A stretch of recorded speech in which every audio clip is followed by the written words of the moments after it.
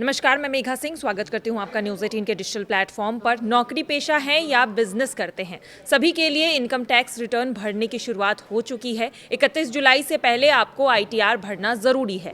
वैसे तो ज़्यादातर लोग नए टैक्स रिजीम को फॉलो कर रहे हैं, उसी के तहत आईटीआर भर रहे हैं। लेकिन अगर आपने एजुकेशन लोन लिया है तो पुराने रिजीम हज़ारों रुपए की टैक्स छूट क्लेम कर सकते हैं। हायर एजुकेशन पर कैसे टैक्स छूट क्लेम किया जाता है और कितना पैसा आप एक वित्तीय वर्ष में क्लेम कर सकते हैं, इसकी पूरी जानकारी आईटीआर भरने से पहले आपको लेना ज़रूरी है। इनकम टैक्स की धारा 80E के तहत आपको हायर एजुकेशन के लिए लोन पर टैक्स छूट की सुविधा मिलती है। कोई भी व्यक्ति इस धारा के तहत टैक्स छूट क्लेम कर सकता है। यह छूट एजुकेशन लोन के ब्याज पर दी जाती है। सबसे बड़ी बात यही है कि होम लोन की तरह ही इस लोन के ब्याज पर भी टैक्स छूट की कोई सीमा नहीं है। आप जितना भी ब्याज अपने लोन के लिए चुकाएंगे वह पूरी रकम ही टैक्स छूट के दायरे में आएगी। यही वजह है कि इस लोन को कई मायनों में टैक्स छूट के लिए सबसे बेहतर माना जाता है। लेकिन ऐसा नहीं है कि हायर एजुकेशन के लोन पर टैक्स छूट सिर्फ खुद की पढ़ाई के लिए ही मिलती है। आप चाहे तो रेगुलर कोर्स करें या फिर कोई वोकेशनल कोर्स करें, हर तरह की पढ़ाई के लिए लिया गया जो टैक्स है उस पर छूट मिलता है। आप यह लोन खुद के लिए भी ले सकते हैं और अपनी पत्नी बच्चों के लिए भी ये हायर एजुकेशन लोन लिया जा सकता है, जिस पर टैक्स छूट क्लेम आप कर सकते हैं। आप किसी के लिए लीगल गार्डियन है तो उसके लिए भी एजुकेशनल लोन लेकर टैक्स छूट क्लेम किया जा सकता है। इनकम टैक्स एक्ट की धारा 80E के तहत आप हायर एजुकेशनल लोन के ब्याज पर जितनी भी रकम चुकाते हैं वो सारी रकम ही टैक्स फ्री हो जाती है।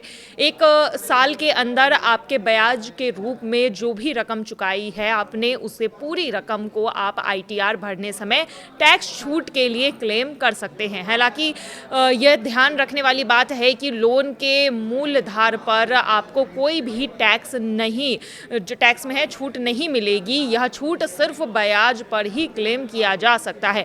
एजुकेशनल लोन पर टैक्स छूट का दावा 8 साल तक किया जा सकता है। जिस साल से आप लोन का भुगतान करना शुरू करते हैं उसके बाद से ही आप 8 साल तक इसका दावा कर सकते हैं। अगर आप लोन 8 साल से पहले ही पूरा, आपका जो लोन है वो 8 साल से पहले ही पूरा हो जाता है तो भी आपकी टैक्स छूट की अवधि पूरी हो जाएगी और 8 साल ही वो अवधि रहेगी। अगर परिवार से बाहर का कोई व्यक्ति या दोस्त एजुकेशन लोन लेता है तो इस पर टैक्स छूट क्लेम नहीं किया जा सकता है। यह भी ध्यान रखने वाली बात है कि टैक्स छूट सिर्फ वही व्यक्ति क्लेम कर सकता है जो एजुकेशनल लोन चुका रहा है। इस तरह की छूट लेने के लिए ज़रूरी है कि जो कोर्स आप कर रहे हैं वो सरकार की ओर से पंजीकृत हायर कोर्स में आना चाहिए। और कैसे क्लेम कर सकते हैं आप ये टैक्स छूट, अब ये भी जान लीजिए। इसके लिए कुछ सिंपल से स्टेप्स है। सबसे पहले अपने बैंक या संस्था से ब्याज सर्टिफिकेट प्राप्त कर ले। इसमें आपकी ओर से लोन पर चुकाए गए मूल्यधन और ब्याज का अलग अलग ब्यौरा होता है।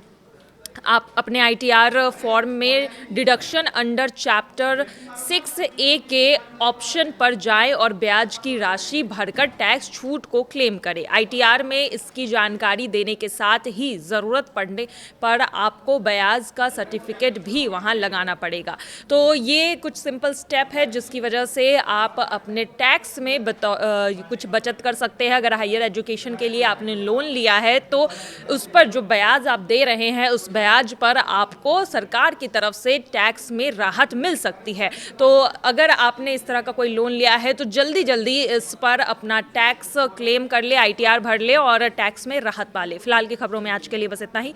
बाकी की तमाम खबरों के लिए देखते रहिए न्यूज़ 18 का डिजिटल प्लेटफॉर्म। धन्यवाद।